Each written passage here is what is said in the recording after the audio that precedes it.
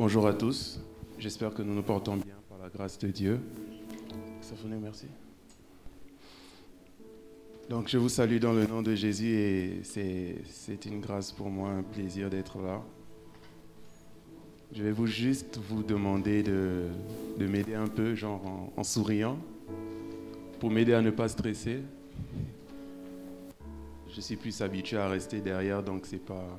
En fait, je suis toujours caché derrière quelque chose, un piano ou je sais pas quoi. Ok, c'est bon. Merci beaucoup, Multimédia. Alors, nous allons lire la parole de Dieu, le livre de 3 Jean 1, à partir du verset 2.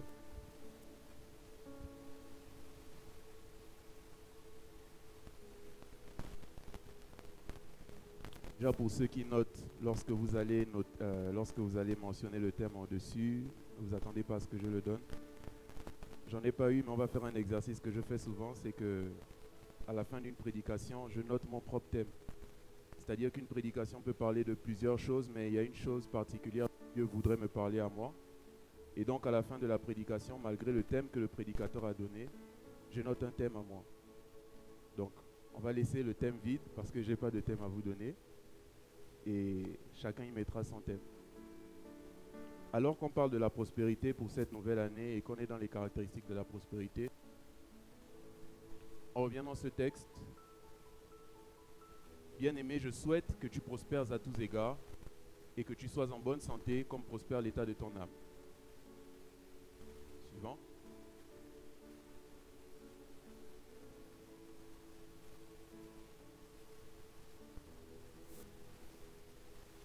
J'espère te voir bientôt et nous parlerons de bouche à bouche. Je crois pas que ce soit ça. 3 Jean chapitre 1 à partir du verset 2.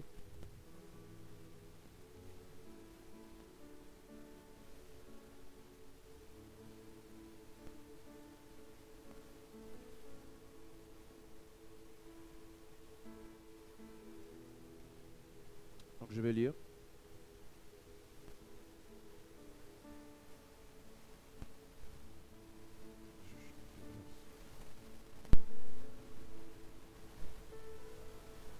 Donc je lis dans la version Louis II, à partir du verset 2. Bien-aimé, je souhaite que tu prospères à tous égards et que tu sois en bonne santé, comme prospère l'état de ton âme. Verset 3. J'ai été fort réjoui lorsque des frères ont rendu témoignage de la vérité qui est en toi, de la manière dont tu marches dans la vérité. Père, nous prions que toi seul nous enseignes encore par ta parole et que seul ton esprit puisse attester encore ta parole en nous en ce jour, Père. Nous nous abandonnons et nous voulons réellement t'écouter au nom de Jésus. On peut laisser le verset, s'il vous plaît? Le verset 2. Donc, c'est la lettre à Gaius et il dit « Je souhaite que tu sois prospère à tous égards comme prospère l'état de ton âme. » Si on met dans la version Semeur, on va dire que tu prospères à tous égards et que tu sois en bonne santé, comme prospère l'état de ton âme. Et dans la version Semeur, on va dire autant que tu l'es spirituellement. Ainsi dit, on parle d'un Gaius qui prospère spirituellement et Jean voudrait bien que Gaius prospère à tous égards et qu'il soit en bonne santé, comme prospère l'état de son âme, ainsi qu'il l'est spirituellement. Donc que tu sois aussi bien en bonne santé physique que spirituelle. D'entrée de jeu, ce verset nous permet de nous rendre compte que notre état spirituel et l'état de notre âme sont intimement liés. Maintenant, qu'est-ce qu'il appelle une bonne santé spirituelle? Est-ce qu'on peut continuer? Verset 3.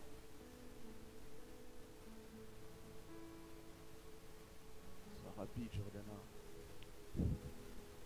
Verset 3. Je me suis beaucoup réjoui lorsque des frères sont venus de chez toi et m'ont rendu ce témoignage. Tu demeures attaché à la vérité et tu vis selon elle. Tu m'envoies la version Louis II. Je me suis réjoui. Je sais que je stresse. Voilà. J'ai été fort réjoui lorsque des frères sont arrivés et ont rendu témoignage de la vérité qui est en toi et de la manière dont tu marches dans la vérité. Dans le verset 2, il parle de la prospérité de son ami, son état spirituel. Il parle de l'état spirituel de Gaius. Et ensuite, il décrit en fait en quoi il lit l'état spirituel de Gaius. Et qu'est-ce qu'il dit? Il dit que la vérité est en Gaius et qu'il marche selon la vérité. Verset 4.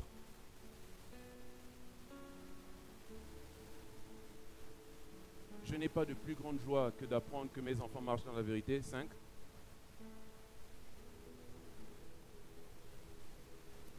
Bien-aimé, tu agis fidèlement dans ce que tu fais pour tes frères et même pour des frères étrangers. Verset 6. Les ont rendu témoignage de ta charité en présence de l'Église. Tu feras bien de pouvoir à leur voyage d'une manière digne de Dieu. Donc là, Jean va nous donner une troisième caractéristique de l'état spirituel de Gaius, qui est la charité, dont les frères ont rendu témoignage. Et même plus haut, au verset 4, il va parler de la fidélité. Donc, parlant de la prospérité de l'état spirituel de Gaius, Jean va parler premièrement du fait qu'il a la vérité en lui. Nous sommes au verset 3. Deuxièmement, qu'il marche selon la vérité et que cela se manifeste par l'amour.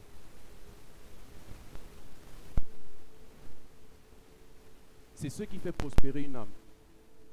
Et lorsque j'ai cherché la définition de la prospérité, d'après le Robert, il va dire que c'est un état de bonne santé, de situation favorable. Ensuite, il dira un état d'abondance, un état d'augmentation de richesse. En fait, la prospérité n'est pas le fait de posséder. C'est ce que nous venons de chanter là tout de suite, c'est d'aller de gloire en gloire. C'est ça, prospérer. Prospérer, c'est un mouvement et non un état. C'est plus un mouvement que même une action. Le Robert dira augmentation des richesses, un heureux développement.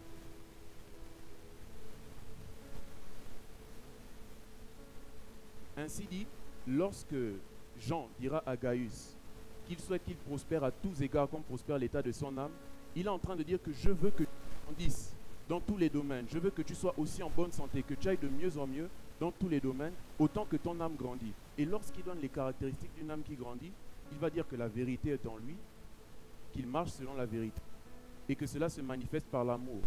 Un amour dont lui-même il témoigne.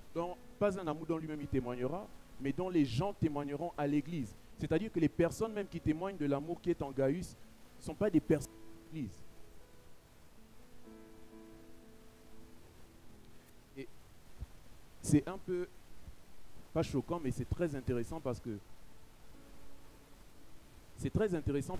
lorsque Jean va parler de l'état spirituel, il ne va pas parler de la prophétie. Il ne va pas parler de la prédication. Il ne va pas parler de jouer. Il ne va pas parler de prêcher. Il ne va pas parler d'un quelque don. Il va d'abord parler de l'état intérieur de la personne. Ainsi dit, lorsqu'il va parler de la charité dans le verset 6, lorsqu'il va parler de l'amour justement, on se rend compte en fait que subtilement il nous indique que ce que le Saint-Esprit en fait produit en nous, c'est-à-dire que notre état spirituel ne se mesure pas d'abord à notre capacité de manifester des dons. Je veux dire que tu peux manifester des dons tout en étant plus prospère. Parce qu'à ce moment-là, tu possèdes un don. On te l'a donné. Mais tu es prospère lorsque tu continues de marcher selon la vérité et que cela se manifeste par l'amour. C'est choquant parce que pour parler de l'état spirituel de Gaius, il ne va pas dire « tu prêches bien, tu prophétises, les gens se sont convertis, les gens ont, non ». Il va dire « tu marches selon la vérité, tu es quelqu'un de fidèle et on a témoigné de l'amour qui est en toi ».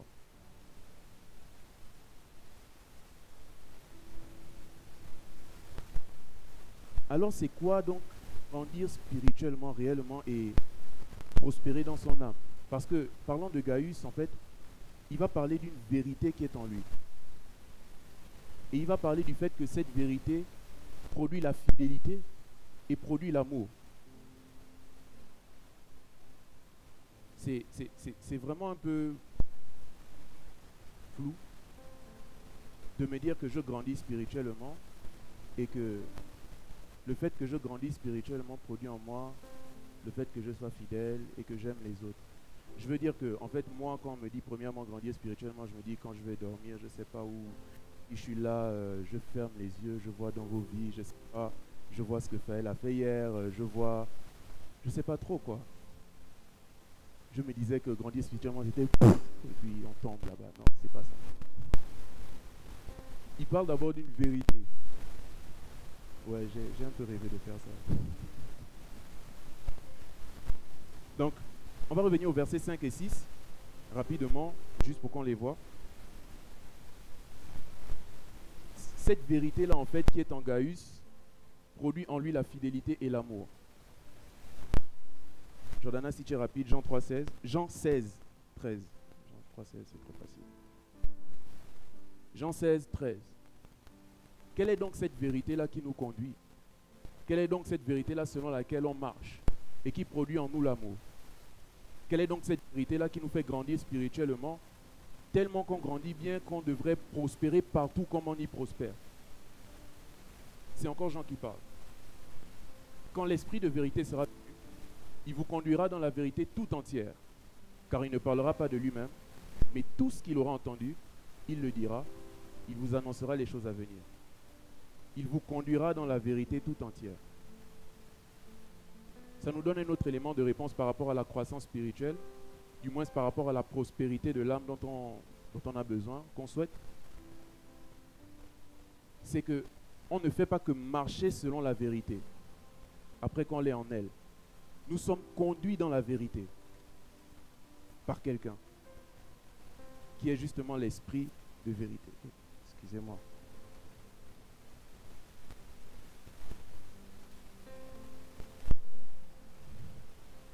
Qui est justement, voilà, rigole, c'est bon, ça détend l'atmosphère, j'en ai besoin. Justement l'esprit de vérité. Donc, parlant à Gaius, donnant les indicateurs, il va dire qu'il a la vérité en lui. Il marche selon la vérité et cela se manifeste par l'amour. Et on se rend compte qu'en fait, cette vérité n'est autre que l'esprit de vérité qui est en nous et qui nous conduit.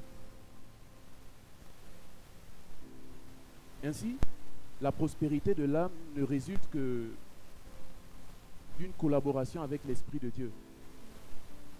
La prospérité de l'âme ne résulte que d'une collaboration avec l'Esprit de Dieu. C'est-à-dire que nous l'avons. Ok, ça va.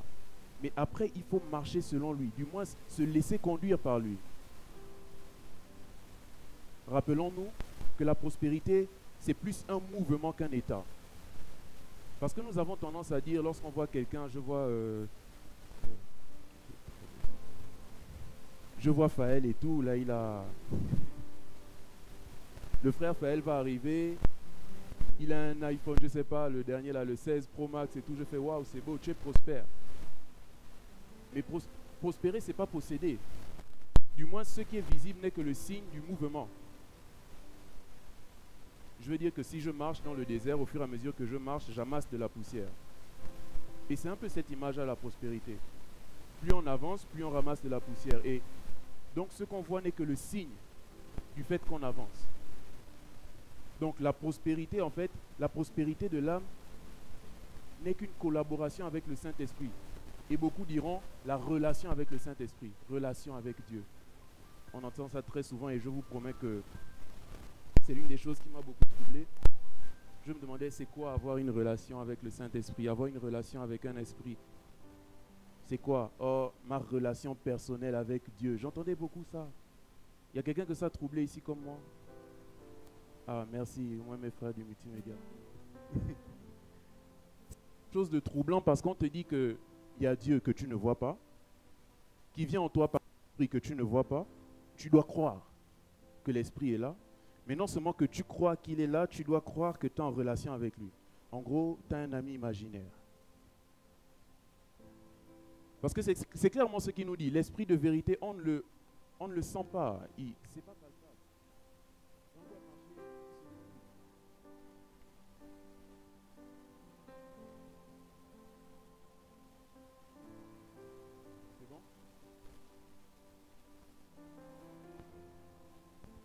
En fait, ça va.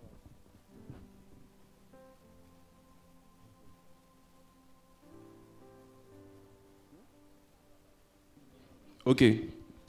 L'Esprit de Dieu n'est pas quelque chose de palpable. En gros, je me crée un ami imaginaire. En fait, je ressens ce que les prédicateurs sentent quand je leur fais ça. C'est pas quelque chose de palpable, le Saint-Esprit, mais tu dois quand même avoir une relation avec lui. Et même quand tu as un ami imaginaire, c'est genre, on a vu les films là, où on voit un enfant qui s'assoit et elle parle avec son ami imaginaire. Et on va se rendre compte qu'au fur et à mesure, en fait, de ce que Dieu a bien voulu que je vous partage ce matin, c'est un peu cet ami imaginaire là que Dieu veut connaître. Juste qu'il n'est pas imaginaire. Vous voyez? Il n'est pas imaginaire. Il se manifeste selon la personnalité de chacun. Et donc, c'est un peu à toi, selon ta disposition, de savoir comment il est. J'ai noté ici que grandir spirituellement, c'est grandir donc dans son application des principes divins par l'aide du Saint-Esprit. Et on prend très souvent cet exemple-là qu'en fait, quand deux personnes sont dans une relation assez proche, les personnes deviennent... vraiment, elles se ressemblent. Elles parlent pareil, elles marchent pareil, ça rigole pareil. Et même on voit nos parents, là, les vieux couples, là, ils se ressemblent. Vraiment, on regarde, on a l'impression que... comment dire? J'ai vu là dernièrement sur la page des Standards Divins, il disait « Vous êtes des mariés de sang ». C'est-à-dire vous êtes mariés de famille. Quand on vous voit, on a l'impression que c'est un frère et une sœur qui se sont passés la bague. Et si on parle de relations, nous sommes beaucoup sans bague ici, mais je vais me permettre de poser quelques questions. Quelles sont les caractéristiques d'une relation? Faël, on t'a désigné. Qu'est-ce qui caractérise une relation, selon toi? Et puis tu sais pas, peut-être que quand tu vas dire, il y a une sœur ici, la chose qui compte pour toi compte pour elle, et puis, tu vois. Qu'est-ce qui caractérise une relation? La communication. Bien. Je vais prendre au pif. Mon frère, comment tu t'appelles? Oui, toi.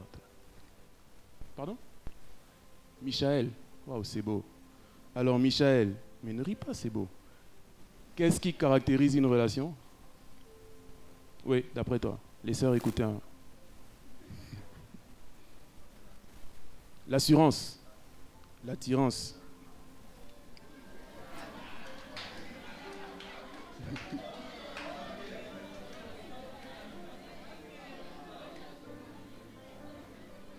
Ok, je vais prendre 3 dernières personnes, Malaika. Je vais chercher des gens aussi qui ne parlent jamais. Malaika. Le respect. Magnifique. Bon, qui a envie de parler? Qui a envie de dire quelque chose? Nel? Essien? Ah oui. La confiance. Waouh. Qui d'autre? Une dernière personne? Émeraude? La proximité. Bien. C'est ce que beaucoup appellent l'intimité. Donc si tu voulais dire intimité, laisse.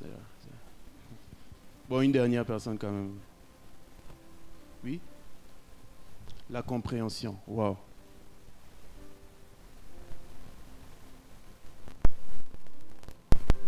Que ce soit tous les mots qu'on a cités, que ce soit le mot que tu avais en toi mais que tu n'as pas voulu me dire, n'est-ce pas?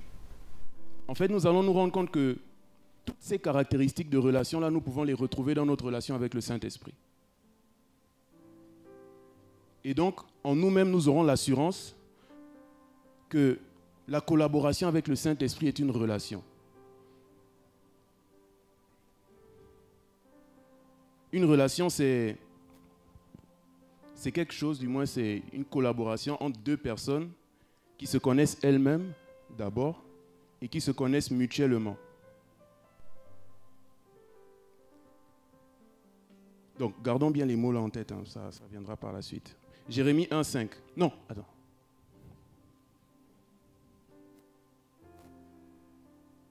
Nous, les garçons, avant, hein, au lycée, on ne fait plus ça. Avant, quand on abordait une fille, c'était... on ne savait pas quoi, on ne savait pas poser des questions réelles, genre comment tu vois servir Dieu avec ta famille par la suite. Des questions réelles, qui tu es, qu'est-ce que Dieu t'a dit. On ne voyait pas ça en fait. Nous, c'était parle-moi un peu de toi. Mais dans tous les cas, c'est la même chose. C'est chercher à connaître la personne. Parce que le frère a dit c'est l'attirance. Ouais, c'est vrai, bon, tu m'attires, mais après, on ne vivra pas d'amour et d'eau fraîche. Vous voyez, si tu veux vivre au Maroc et moi je veux voyager, ça ne marche pas. Si j'aime la propreté et toi tu es un peu... ça ne marche pas. Et donc, on va se rendre compte aussi, ça nous est arrivé à tous, que plus on connaît une personne, plus la relation se soude. Plus on connaît une personne, plus la relation a... Quelqu'un dit ça ici? Plus il y a de proximité. En fait, la proximité vient avec la connaissance. Mais dans la relation avec le Saint-Esprit, il y a quelque chose qui ne marche pas parce que Dieu, il triche. Dieu, il triche parce qu'il nous connaît depuis. Et c'est à nous de le connaître. Et là, on tombe sur un autre terme qui m'a beaucoup frustré dans ma marche avec Dieu. Chercher Dieu. Qui a entendu ça? Chercher la face de Dieu. Oh, cherche Dieu. Cherche la face de Dieu. Moi, je suis là, j'ai faim. Tu me dis, cherche la face de Dieu. Mais il est où? Je suis seul dans ma chambre. Je cherche sa face où? Il n'y a qu'une personne. C'est compliqué. Et très souvent même, c'est ça, on a tellement de grands termes dans nos têtes. Et avant d'entrer dans le fait de chercher Dieu, j'aimerais ouvrir une petite parenthèse. C'est quelque chose que Dieu m'a mis à cœur, qui n'a peut-être pas sa place dans ce message, ou peut-être que si. C'est que quelquefois, du fait qu'on écoute plus... Vous savez, la Bible va dire que la foi naît de ce qu'on entend. Et ce qu'on entend vient de la parole de Dieu. Mais quelquefois, au lieu de fixer nos regards vers la relation avec Dieu, on fixe nos regards vers le combat contre le camp de l'ennemi. Je vais le redire. Au lieu de fixer nos regards sur la relation avec Dieu, nous fixons nos regards sur le combat contre le camp de l'ennemi. Cela va faire qu'on est plus ennemi du diable qu'ami de Dieu. Et si la prospérité, c'est un mouvement, c'est-à-dire le mouvement de prospérer vers Dieu, je parle de la prospérité de l'âme, nous ne sommes pas en train de prospérer. C'est juste une petite parenthèse pour dire à quelqu'un que ce n'est pas parce que tu calamaches fort, qu'en fait tu es en train de prospérer spirituellement. Si tu ne prospères pas dans ta relation avec Dieu. Ne sois pas plus... Je ne dis pas que c'est mauvais. Je ne dis pas que c'est mauvais, non. C'est juste que souvent on connaît plus notre ennemi que notre ami. Et on va dans des combats seuls. Et on se retrouve frustré dans des combats mais qui n'avaient pas lieu d'être. Parce qu'il y a des combats même qu'il aurait déjà ou qu'il a déjà menés pour nous. Je ferme la parenthèse. Le lacet là, mon Dieu. Faël rit. Merci. Jérémie 1,5. Donc je disais que Dieu triche dans cette relation. Jordan, je t'ai donné ça depuis. Avant de te former dans le ventre de ta mère, je te connaissais. Avant que tu ne naisses, je t'avais consacré. Je t'avais désigné prophète pour les nations.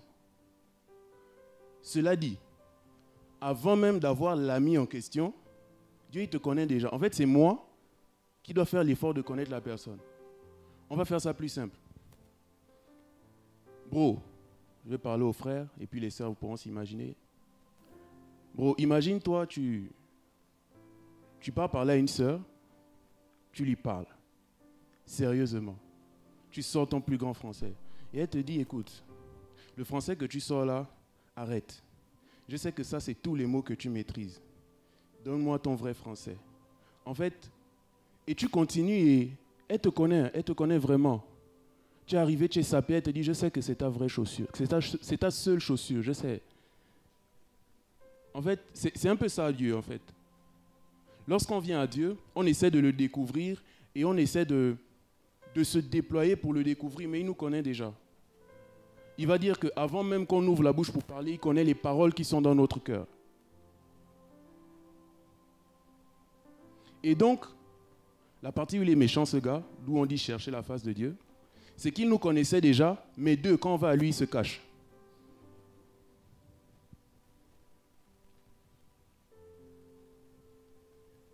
J'ai écrit ça. Jérémie 29, verset 13. On disait que la relation, c'est entre deux personnes qui se connaissent elles-mêmes et ensuite qui se connaissent mutuellement. Ok, Dieu, il nous connaît déjà. Mais il triche. Parce que toi tu nous connais, tu me connais, c'est toi qui m'as formé, c'est bon, ok, papa Dieu, c'est bon. Maintenant moi je viens à toi, tu te caches. Vous vous tournerez vers moi et vous me trouverez lorsque vous vous tournerez vers moi de tout votre cœur. Verset suivant. Verset 14. Je me laisserai trouver par vous, l'Éternel, je vous déclare. Je ferai venir des exilés. Bon, ça ne nous concerne pas. Il donne une condition au fait de le trouver. C'est qu'on le cherche de tout notre cœur. Donc, il nous connaît déjà. Donc, de son côté, la relation, c'est bon. Lui, il est prêt. Hein. Il est prêt à tout moment. Maintenant, nous, pour que la relation marche, on doit le connaître. Et on doit aussi nous-mêmes nous connaître. N'oublions pas. Mais on y vient.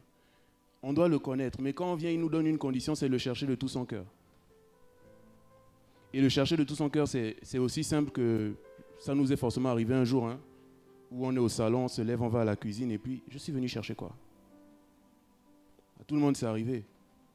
Moi-même, ça m'est arrivé ce matin avec ma ceinture. Et en fait, on va se rendre compte que c'est ça, chercher Dieu de tout son cœur. Je veux dire que lorsque je suis allé dans ma chambre pour chercher ma ceinture et que j'ai oublié que je venais la chercher, c'est parce que j'avais autre chose en tête. C'est parce que je pensais à autre chose. Et très souvent dans notre relation avec Dieu, c'est ça. C'est qu'on le cherche. On a réellement le désir. On a réellement besoin de lui, mais il y a quelque chose d'autre qui nous perturbe. Ainsi, on ne le cherche pas de tout notre cœur. Ce qui fait que parfois même, on a vu l'objet pour lequel on était venu. Mais vu qu'on ne s'attendait pas à cet objet-là, nous sommes ressortis. Et c'est quand nous sommes revenus au salon qu'on a ressenti à nouveau le besoin d'aller chercher de l'eau à la cuisine, qu'on va chercher l'eau à la cuisine. Imagine, fais-toi cette image, mon frère. Imagine le salon, c'est un état difficile. Et tu es conscient que tu as besoin de Dieu. Tout comme tu es conscient que tu as soif. Donc tu vas à la cuisine, c'est-à-dire tu vas dans sa présence pour chercher de l'eau, parce que tu es conscient que tu as soif. Mais quand tu arrives, tu es tellement troublé par d'autres choses que tu te rends compte que j'ai oublié ce que je suis venu chercher. Et du coup, tu retournes au salon, qui est encore l'état que tu traverses. Ce que je veux dire, c'est que parfois nous venons dans la présence de Dieu et nous retournons dans la situation dans laquelle nous étions simplement parce que nous n'y sommes pas allés de tout notre cœur. Et ce n'est pas vraiment de notre faute, mais c'est que c'est tellement troublant. Et pour ça, je vais juste te donner un exercice. Il a dit qu'il te connaissait déjà. Bien avant que tu n'ouvres ton cœur, il savait. Moi, je fais souvent quelque chose, c'est que si j'arrive dans la présence de Dieu, que je suis en train de prier, ou je ne sais, et que quelque chose me trouble, je vais prier pour la chose qui me trouble. C'est-à-dire qu'on est en train de prier ici pour vraiment, Seigneur, que ton esprit nous accompagne. Et puis je pense, j'ai faim. Oui, je pense à la bouffe à la maison. Je dis, Seigneur, toi-même regarde. Je suis tellement fauché que ça m'empêche de te prier. Fais quelque chose, ça me dérange. Non, mais c'est vrai. C'est vrai. Là, je peux parler de l'argent. Mais pour d'autres personnes, ça peut être des mauvaises pensées. Ça peut être des images d'un film qu'on a regardé. Ça peut être des images de n'importe quoi qui vient. En fait, ça vient comme un flash. Tac. Et on oublie ce qu'on est venu chercher. À cet instant, prie pour ça. Quand tu auras fini, je te rassure, tu vas te souvenir de ce que tu es venu prendre. Et donc, il va dire qu'il nous connaissait déjà. Cela dit, si une relation, c'est le fait de se connaître soi, et ensuite de connaître la personne avec qui on est, le fait de me connaître moi, c'est encore le fait de connaître Dieu. Je vais le redire. Je cherche à me connaître pour bien collaborer avec Yes. Mais Yes me connaît déjà. Donc mieux je le connaîtrai, mieux je me connaîtrai. C'est ce qu'il a dit à Jérémie. Avant même que tu fusses formé, c'est-à-dire que tu n'étais même pas encore le petit haricot. Là, on nous a parlé d'embryon dimanche dernier. Tu n'étais même pas encore embryon qu'il te connaissait déjà, il t'avait consacré prophète.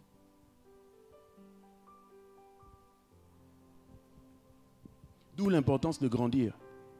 La Bible va nous dire que tant que l'héritier est enfant, il ne diffère en rien de l'esclave. Et le pasteur Atoms a pris une image qui m'a fait tellement du bien.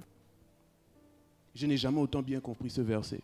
Il a dit qu'il est un père et un matin il se lève. Bon, je vais prendre comme si c'était moi, j'ai des enfants, j'ai une femme et tout. Donc je sors d'un grand séminaire, je suis à la maison, je suis fatigué, je suis rentré à 6h. Et à 7h, il faut aller déposer les enfants à l'école, je n'ai pas envie de conduire. Je regarde la voiture, je regarde mon fils, il n'a que 6 ans. Le gardien sait conduire, mais il est gardien. Et ma femme aussi est fatiguée. Non pas que le gardien est un esclave, Mais on voit de quoi il s'agit. Il y a la voiture qui est l'héritage ici. Mon fils a le droit de toucher à la voiture, mais il est trop petit.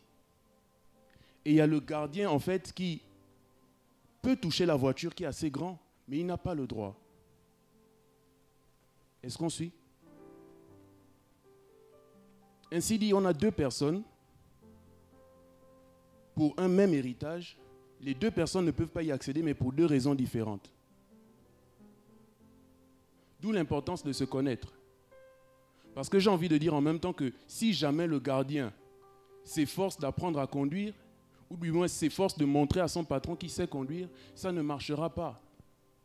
Pourquoi? Parce que dans la tête, en fait, du père, ta place n'est pas ici. Par contre, si tu t'efforces de me montrer que tu fais des efforts dans ce qui est du gardiennage, de prendre soin, je pourrais te donner plus.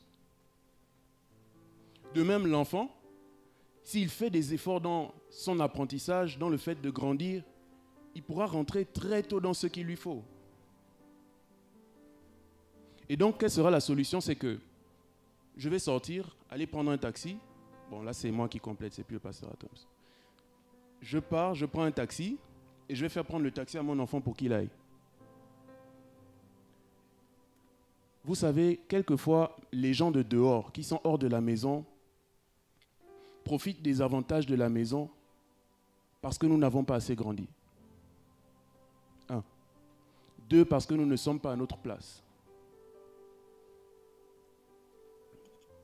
Ce que je veux dire, c'est que quelquefois, il y a des domaines dans lesquels les handgriffes païens prospèrent parce que nous ne prospérons pas dans ces domaines-là. Vous avez compris. Donc voilà le monsieur du taxi qui profite de la bénédiction de la maison. Pourquoi? Parce qu'à l'intérieur, il n'y a personne qui est capable de le faire. Et donc, le père est obligé d'aller chercher ailleurs.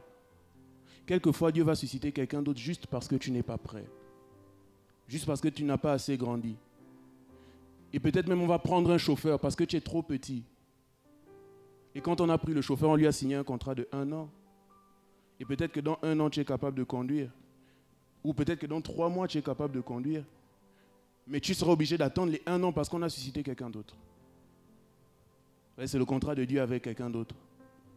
Mais c'est aussi l'occasion d'une bonne préparation. Donc, chercher de tout son cœur, en fait, c'est justement ça. C'est avoir tous ses regards fixés vers Dieu. Et donc, on tombe sur une chose, quand on va parler de chercher Dieu, je vais revenir à cette frustration-là, chercher Dieu. Mais donc, de fil en aiguille, en fait, au fur et à mesure qu'on évolue, on se rend compte que prospérer dans notre âme, c'est améliorer notre relation avec le Saint-Esprit, mais surtout améliorer notre concentration. Parce que c'est difficile de rester concentré à quelque chose qui n'est pas là. Quand bien même parfois on est à l'école, l'école est là, on n'est pas concentré. Donc à plus forte raison, être concentré dans ma relation avec quelqu'un que je ne vois pas. Bon, après, quelquefois, il va nous faire grâce de le sentir. Moi, pour sentir, par exemple, que le Saint-Esprit est là, parfois, il me donne envie de me mettre à genoux. Et vous savez, souvent, c'est frustrant. Je me dis, écoute, God, je suis à la route. Est-ce que c'est ici? C'est parfois comme ça qu'il suscite en moi l'envie de prier. Et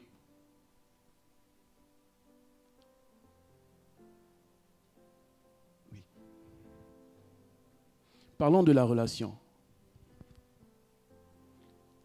La première chose dont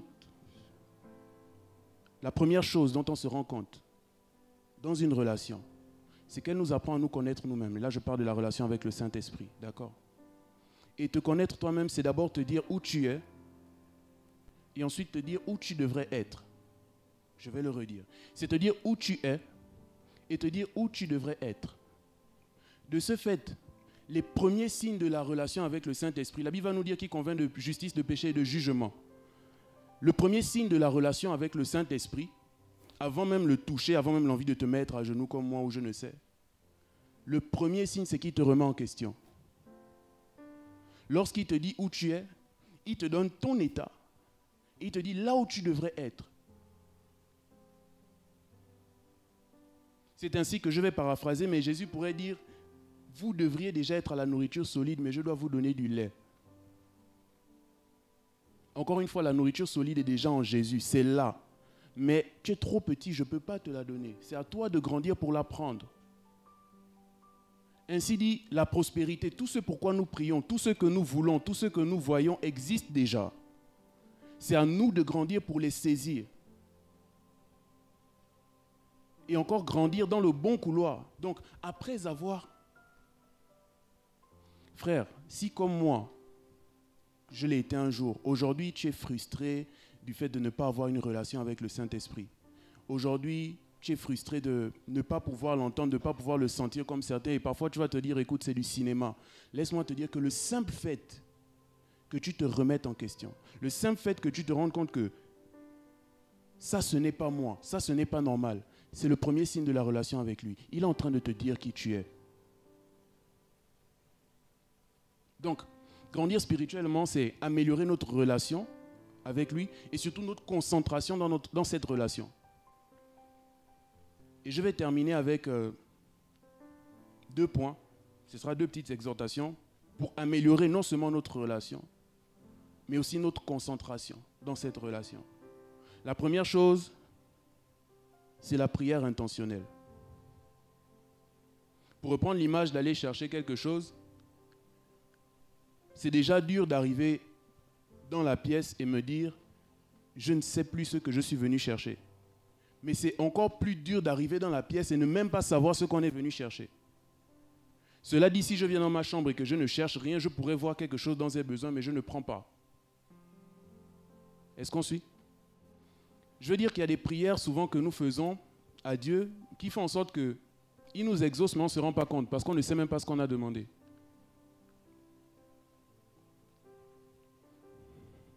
Seigneur, fais-moi du bien, Seigneur. Seigneur, je t'en supplie, je veux voir ta gloire, Seigneur. Seigneur, je veux voir ta main sur ma vie. Ok, tout ça, concrètement, ça signifie quoi? Concrètement, ça signifie quoi? En fait, je veux dire que quand on demande certaines choses à Dieu, on doit s'attendre à le voir. On doit s'attendre à le percevoir. En fait, on doit s'attendre à le toucher.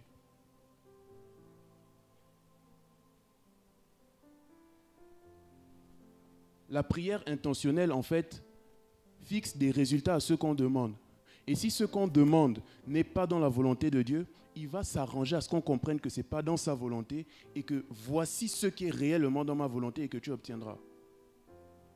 Quelquefois, on a l'impression que Dieu ne nous répond pas ou que sa main n'est pas sur nous, donc que le Saint-Esprit, c'est quelqu'un d'imaginaire, simplement parce qu'on lui demande des choses dont nous ne sommes pas conscients nous-mêmes. Plus de toi, Seigneur, plus de toi, plus de ta ressemblance, plus de toi. Ok, je veux te ressembler. Mais ce n'est pas juste lui ressembler. Dès lors qu'il t'a dit ce qui ne va pas en toi, au lieu de dire je veux te... Elle rit.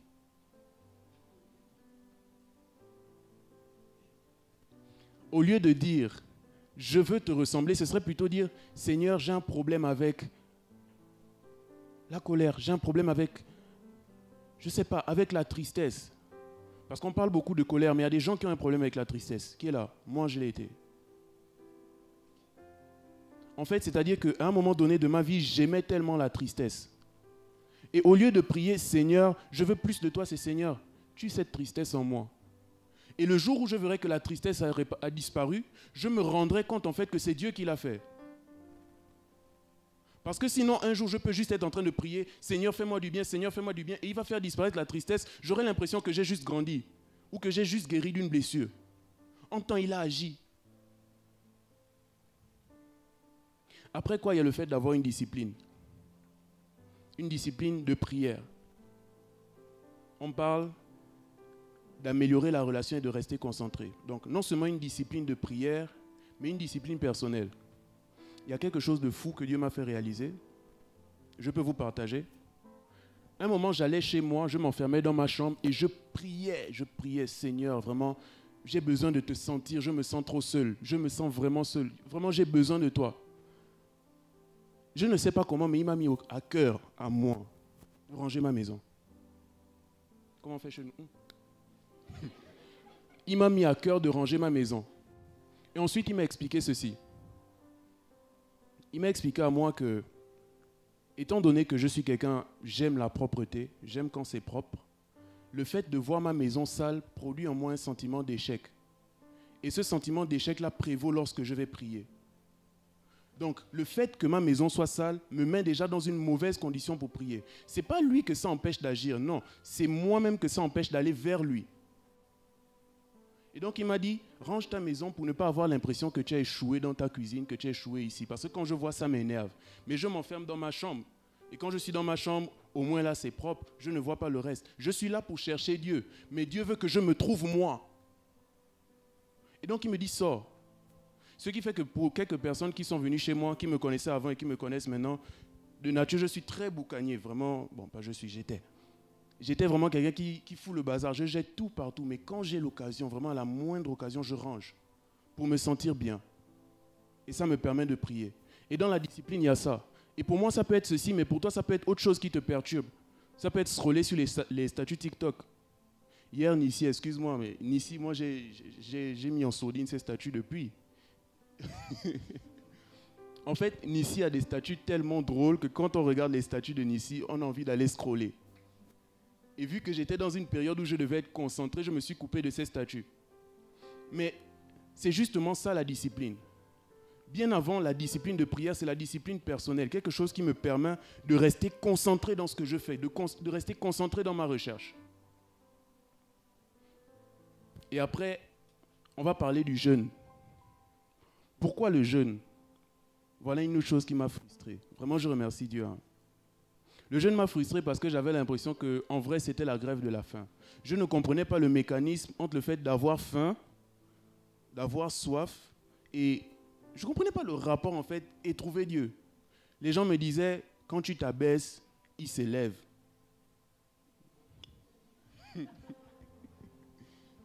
Je dis, mais bon, si tu peux t'élever à tout, rien ne t'est impossible. Pourquoi tu as besoin que j'aie faim? Encore une fois, ce n'est pas Dieu qui a besoin que nous jeûnons, c'est nous qui avons besoin de jeûner. Parce que lui, dans la relation, il a triché. Il a déjà fait sa part. Et pourquoi nous avons besoin de jeûner? C'est justement pour ce genre de pensée-là. Le jeûne, voyons-le plus comme un exercice. Même pas comme, c'est un exercice. C'est l'exercice d'assujettir ma chair. Je veux dire que aujourd'hui, je sais, par exemple, que... je veux dire, lorsqu'on finit un moment de jeûne, on a tout ça où, un moment, on va manger, on se rend compte que... En fait, on a l'impression qu'on fait quelque chose de mauvais. Parce qu'on sort de 2 semaines de jeûne, c'est devenu une habitude. En fait, le jeûne, c'est cet exercice-là qui fait en sorte qu'on se rend compte qu'on est capable de le faire. Et ce qui fait qu'après le jeûne, ce dans quoi on s'est efforcé, en fait, reste en nous. Et c'est l'exercice d'assujettir sa chair. C'est ainsi qu'on peut jeûner de la nourriture parce que c'est quelque chose de très facile, c'est un besoin très physiologique. Mais c'est ainsi qu'on peut décider de se couper des réseaux sociaux et on va se rendre compte que par la suite, on y perd goût. Aujourd'hui, moi, j'ai perdu goût aux réseaux sociaux.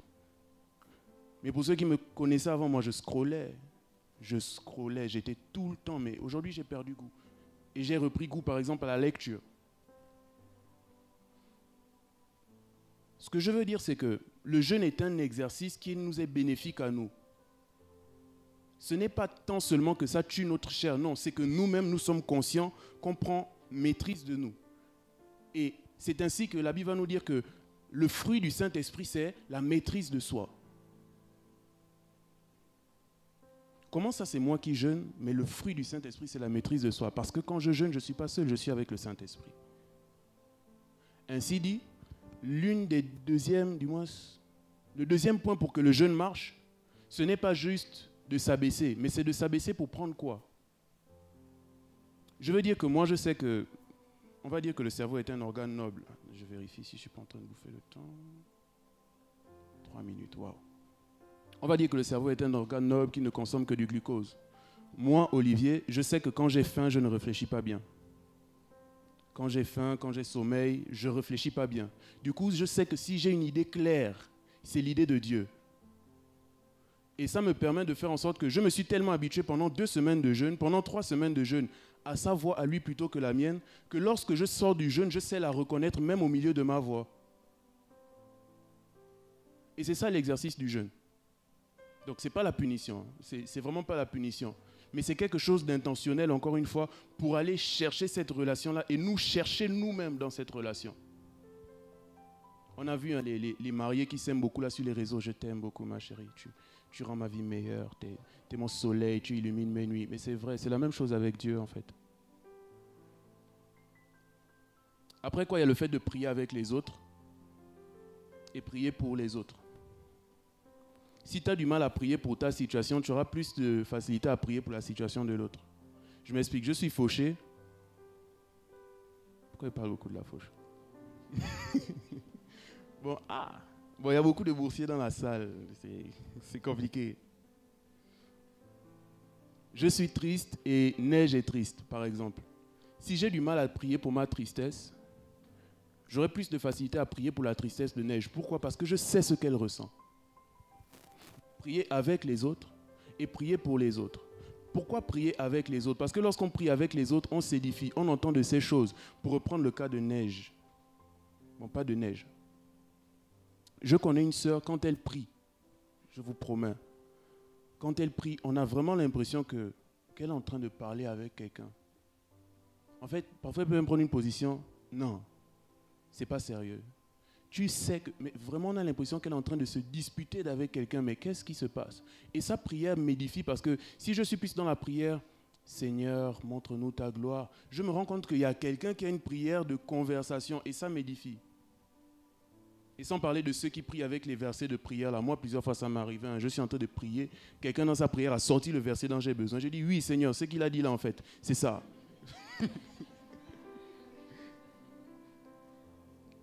Et ensuite, une autre chose par rapport à la prière intentionnelle, c'est le fait de prier en activité. Pourquoi prier en activité? Parce que il ne faudrait pas qu'on ait la voix de Dieu seulement lorsqu'on est chez nous ou seulement lorsqu'on est dans une disposition. Parce qu'il a déjà fait sa part, il est tout le temps là. C'est à nous d'aller chercher sa voix et prier en activité. Je vais terminer. Et prier en activité, en fait, nous permet d'être conscients de lui à tout moment, nous permet de rester en contact avec lui à tout moment.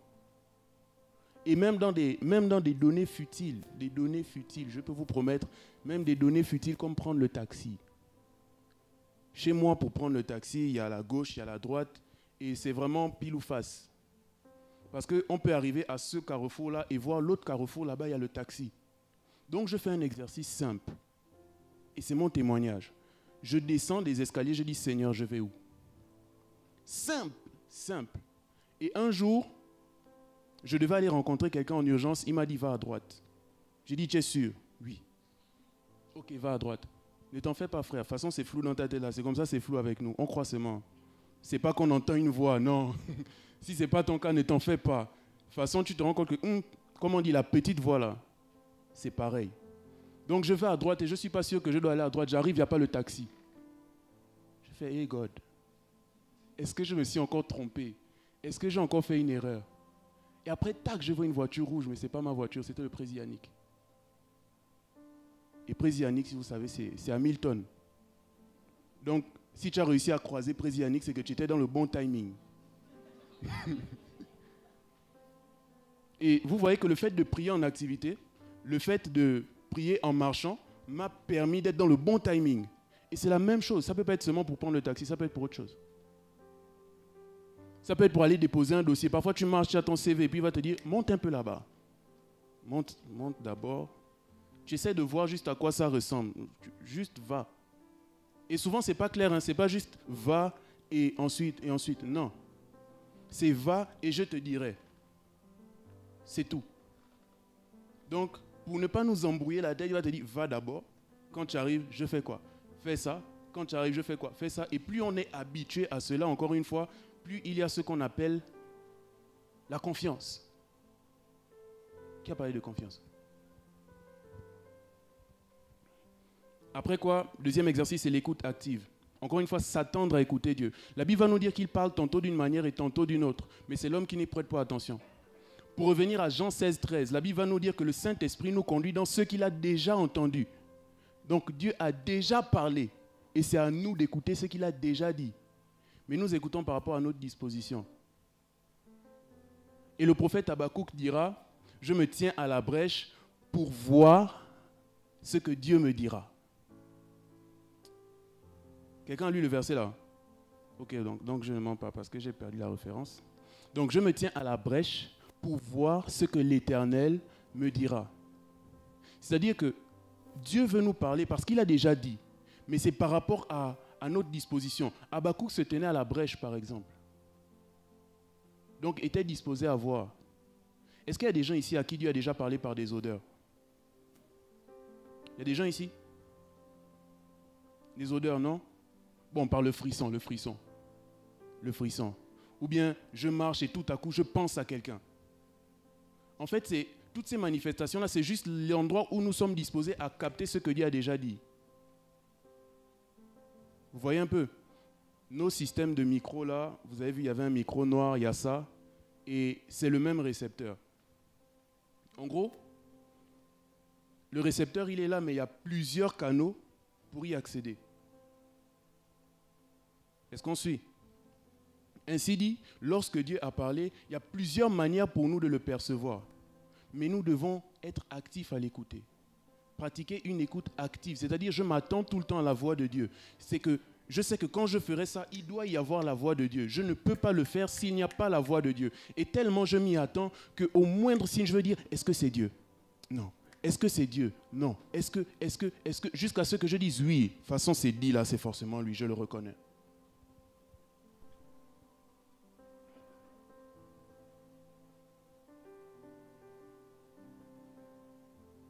Après quoi, il y a le fait de s'éloigner de la distraction, encore une fois, dans l'écoute active. Pourquoi? Parce que Dieu parle tantôt d'une manière et tantôt d'une autre. C'est-à-dire qu'on peut reconnaître la voix de Dieu même dans un film. Qui est là, comme moi.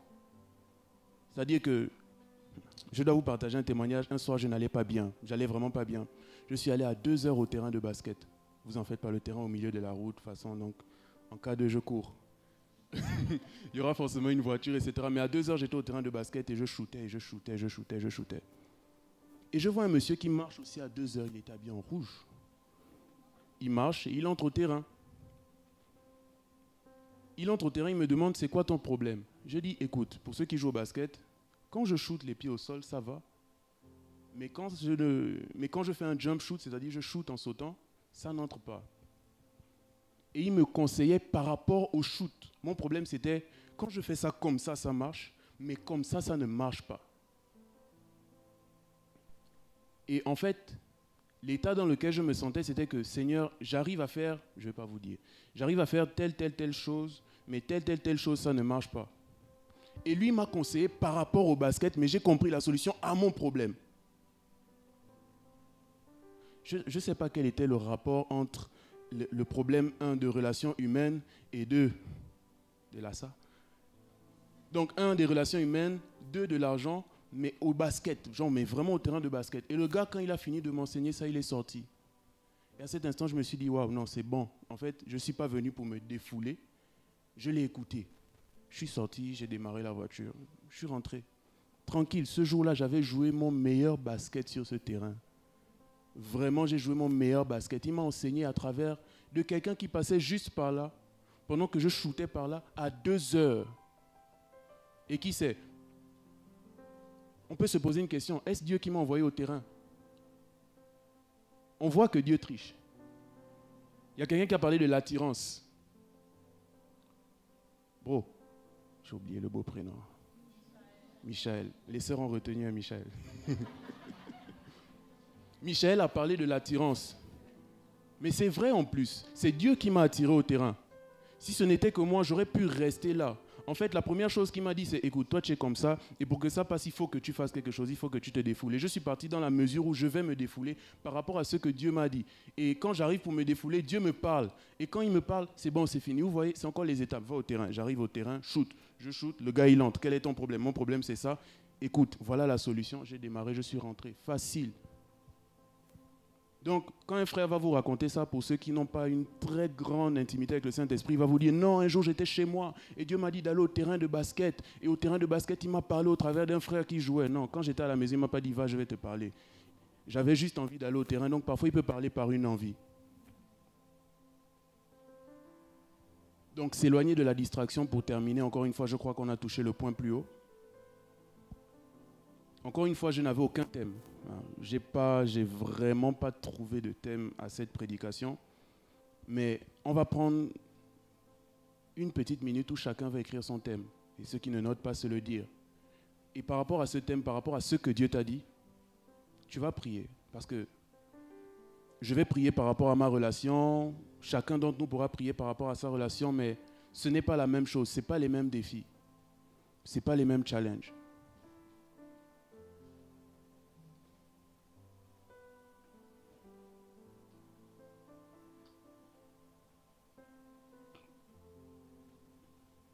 Un cœur qui te cherche, celui qui te cherche, tu en es capable.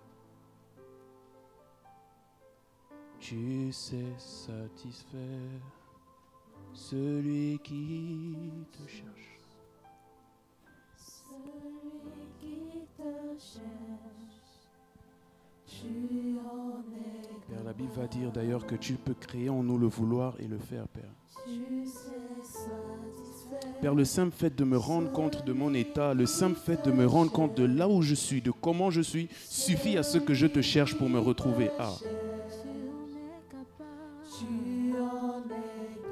Alors Père, nous prions afin de grandir dans cette relation avec toi, de réellement grandir. Parce que c'est la relation avec toi qui nous permet de prospérer par rapport à notre âme.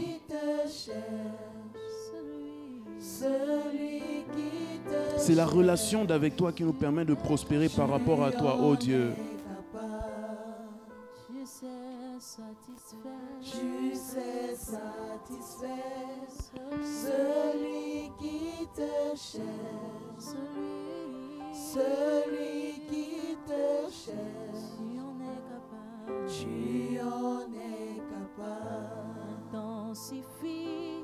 Intensifier, ce feu ne me suffit pas. Père, ce niveau ne nous suffit pas. Ne me suffit Père, cette soif pas. que j'ai actuellement ne me suffit pas. Intensifie, intensifie, intensifie. Père, ce niveau ne nous suffit pas, Père. Ce Intensifie feu davantage la ne soif me de toi. suffit Intensifie pas. en nous davantage la Cette soif de te connaître, soif la soif de te ne me rencontrer. suffit pas. Intensifie, intensifie, intensifie, intensifie. Ce feu